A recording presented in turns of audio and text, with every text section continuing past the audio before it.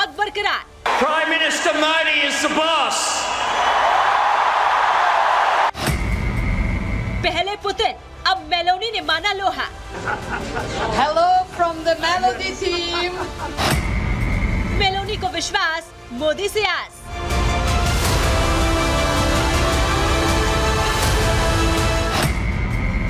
कहा, मोदी कहेंगे तो युद्ध रोक देंगे पुतिन।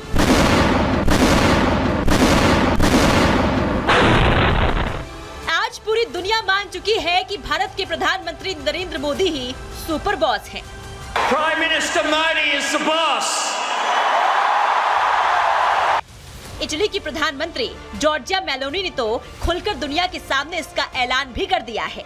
मेलोनी ने दुनिया को बता दिया है कि करीब 3 साल से चल रहे जिस युद्ध को कोई रोक नहीं पाया, उसे सिर्फ और सिर्फ भारत के प्रधानमंत्री नरेंद्र मोदी ही रोक सकते हैं। इटली की प्रधानमंत्री जॉर्जिया मेलोनी ने ये बयान एम्ब्रोसेटी फोरम में दिया, जिसमें यूक्रेन के राष्ट्रपति जेलेंस्की भी मौजूद थे। क्या कहा इटली की प्रधानमंत्री जॉर्जिया मेलोनी ने? सबसे पहले वो बयान सुनिए, फिर आपको ये भी बताएंगे कि आखिर पूरी दुनिया को आज भारत पर ही भरोसा क्यों है। Ma è ovvio anche che con il moltiplicarsi delle crisi noi avremo. ये स्पष्ट है कि अगर अंतर्राष्ट्रीय कानून के नियमों को तोड़ा जाता है तो अराजकता और संकट में वृद्धि होगी, लेकिन ये भी स्पष्ट है कि संकट के बढ़ने के साथ ही भू आर्थिक क्षेत्र का स्वाभाविक विखंडन होगा। यानी लंबे समय में आर्थिक वैश्वीकरण और अंतर्राष्ट्रीय कानून के नियमों पर सवाल उठाना साथ साथ नहीं चलेंगे। यही बात मैंने अपने चीनी समकक्षों से भी कही। हमें चुनना होगा, क्योंकि ये दोनों चीजें एक साथ नहीं चलती।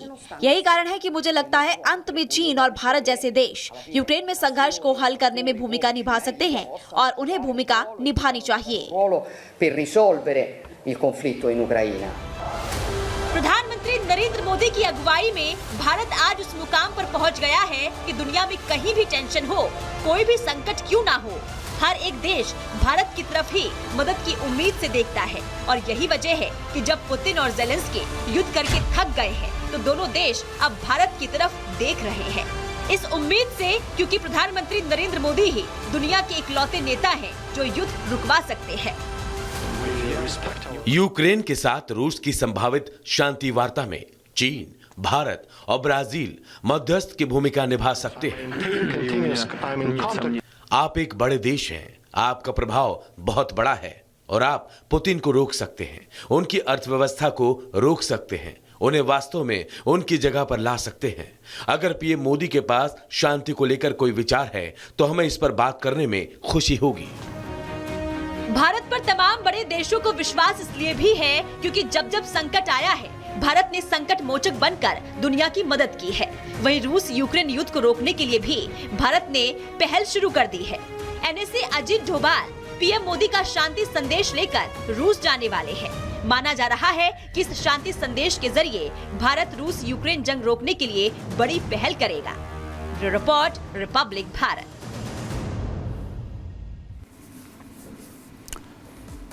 तो उम्मीद पूरी दुनिया को है और प्रधानमंत्री नरेंद्र मोदी एक शांति दूत के तौर पर अहम भूमिका निभा सकते हैं दोनों देशों के बीच में।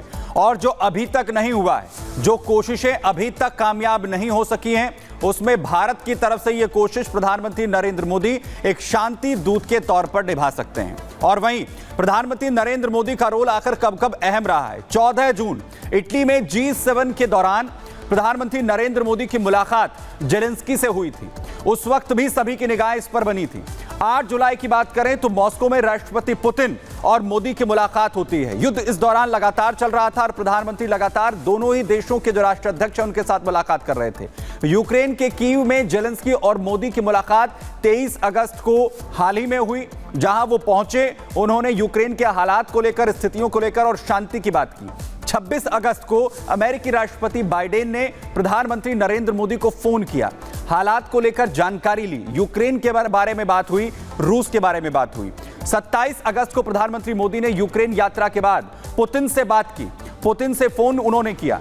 5 सितंबर को पुतिन ने बड़ी बात कही, जिसमें उन्होंने कहा कि जंग रोकने में भारत की जो मध्यस्थता है उसे हम स्वीकार करते हैं, भारत इसमें अहम रोल अदा कर सकता है। वहीं 7 सितंबर को इटली की प्रधानमंत्री मेलोनी कहती हैं कि रूस और यूक्रेन जंग भारत सुलझा सकता है। भारत के अंदर, प्रधानमंत्री नरेंद्र मोदी के अंदर वो मादा है कि वो एक शांति दूत के तौर पर इस रोल को अदा कर सकते हैं और जो युद्ध लगातार भयंकर और भीषण बना हुआ है उसमें शांति की जो कोशिश है उसमें प्रधानमंत्री नरेंद्र मोदी कर सकते हैं।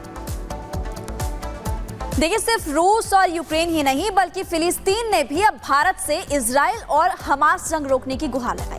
भारत में फिलिस्तीन के राजदूत अदनान अबू अल हैजा ने अपील ये की है कि भारत मध्यस्थता करे और इजराइल को हमला करने से रोके।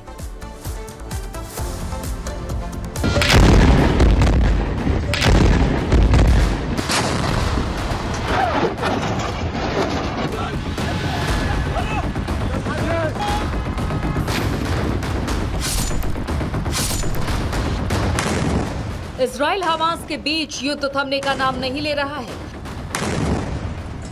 7 अक्टूबर 2023 को इजराइल में हुए हमास के हमले के बाद इजराइल चुनकर हमास के आतंकियों का सफाया कर रहा है। इजराइल एक हमले का इंतकाम इतनी बेदर्दी से ले रहा है कि इजराइल की तरफ से लिए गए एक्शन में फिलिस्तीन को जान माल का बड़ा नुकसान उठाना पड़ा है। हालांकि अब भारत में फिलिस्तीन के राजदूत अदनान अबू अल हैजा ने भारत से मध्यस्थ की भूमिका निभाने की अपील की है। उन्होंने कहा है कि फिलिस्तीन को जंग रोकने के लिए भारत जैसे मित्र की तलाश है। मुझे पता है कि भारत एक शांतिप्रिय देश है और हम भारत से मध्यस्थ की भूमिका निभाने की अपील करते हैं। We are always looking for a friend like India to play a mediator role. And I know India is a peaceful country, so we are calling them to play that role, especially they are friend of both. फिलिस्तीन अच्छी तरह जानता है कि Israel Bharat का मजबूत साझेदार है और इजराइल के प्रधानमंत्री बेंजामिन नेतन्याहू और प्रधानमंत्री नरेंद्र मोदी के बीच अच्छे संबंध है और अगर मोदी ने मध्यस्थ की भूमिका निभाई तो नेतन्याहू मोदी के शांति प्रस्ताव को टाल नहीं पाएंगे। इसलिए फिलिस्तीन भी अब युद्ध को रुकवाने के लिए भारत की तरफ देख रहा है। Bureau report, Republic Bharat.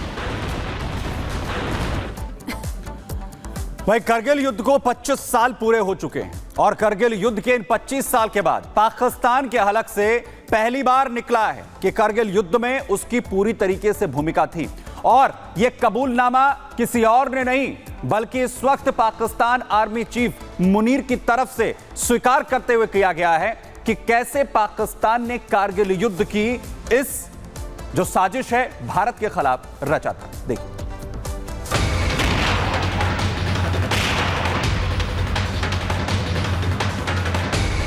1948, 1965, 1971 या कारगिल की पाक भारत जंगें हों या सियाचिन का महाज, कारगिल में हिंदुस्तानी सेना ने कुर्बानियां दी। हमारे फौजी वीरता से लड़े। कई मांओं ने लाल देश के नाम कर दिए। कितनी मांगों का सिंदूर मिट गया। बहनों की राखियां कलाइयों को तरस गई और ये सब कुछ हुआ पाकिस्तान की वजह से। वही आतंकिस्तान जिसने आजादी के बाद से ही भारत की ओर नापाक मंसूबों वाली नजरों से देखा है, मगर हर बार उसे हमारे जाबाजों ने न सिर्फ मुंहतोड़ जवाब दिया बल्कि मैदान जंग में मात देकर धूल चटाई। दहशतगर्दी के खिलाफ तवील और सब्र आजमा गैर रवायती जंग में कुर्बानियों का सिलसिला आज भी जारी है।